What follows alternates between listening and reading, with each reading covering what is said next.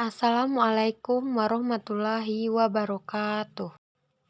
Perkenalkan, nama saya Nova Fitri, kelas 1B, NPM A1L021069. Selamat menyaksikan. Sumber hukum Islam. Dalam ajaran Islam terdapat sumber hukum pokok yang menjadi pedoman atau rujukan bagi umat Islam. Sumber hukum Islam utama ada 3, yaitu 1. Al-Quran, yang kedua Sunnah atau hadis, yang ketiga ijtihad. Dalam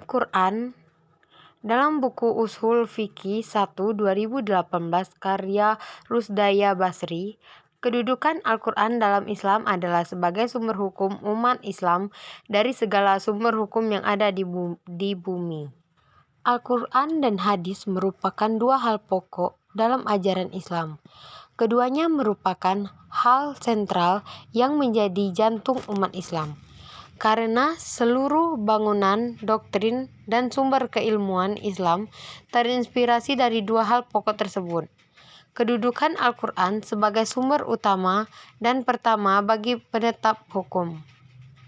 Maka, bila seseorang ingin menemukan hukum untuk suatu kejadian, tindakan pertama mencari jawaban penyelesaian dari Al-Quran. Al-Quran adalah sumber hukum pertama umat Islam yang berisi tentang akidah, ibadah, peringatan, kisah-kisah yang dijadikan acuan dan pedoman hidup bagi umat Nabi Muhammad SAW. Sunnah atau hadis. Sunnah atau hadis merupakan sumber ajaran Islam kedua setelah Al-Quran. Sunnah juga menempati posisi yang sangat penting dan strategis dalam kajian-kajian keislaman.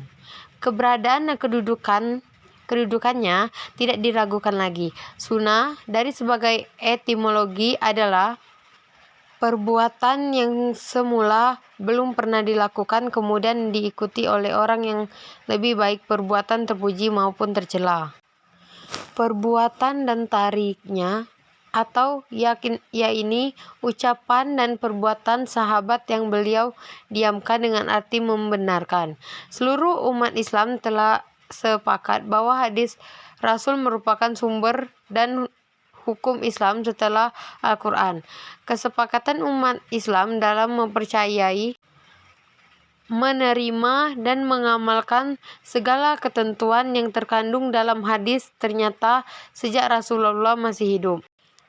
Ijtihad merupakan bahasa ijtihad, artinya bersungguh-sungguh dalam mencurahkan pikiran. Sedangkan menurut istilah ijtihad adalah mencurahkan segenap tenaga dan pikiran secara sungguh-sungguh untuk menetapkan suatu hukum.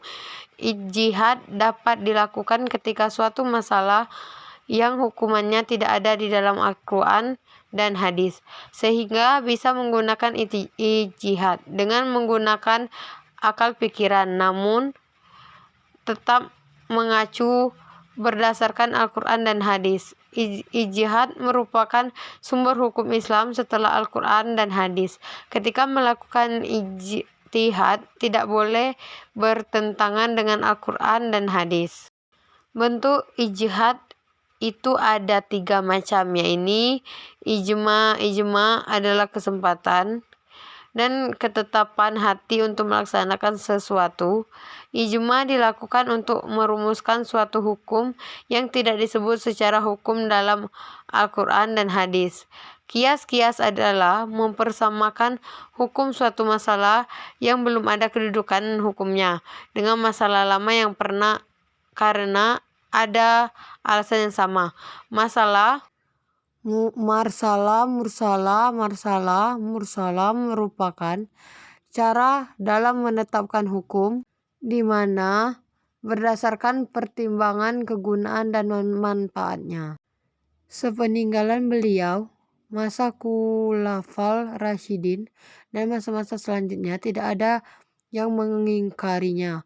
Banyak mereka yang tidak hanya memahami dan mengamalkan isi kandungannya, tapi juga menghafal, memelihara, dan menyebarluaskan kepada generasi selanjutnya.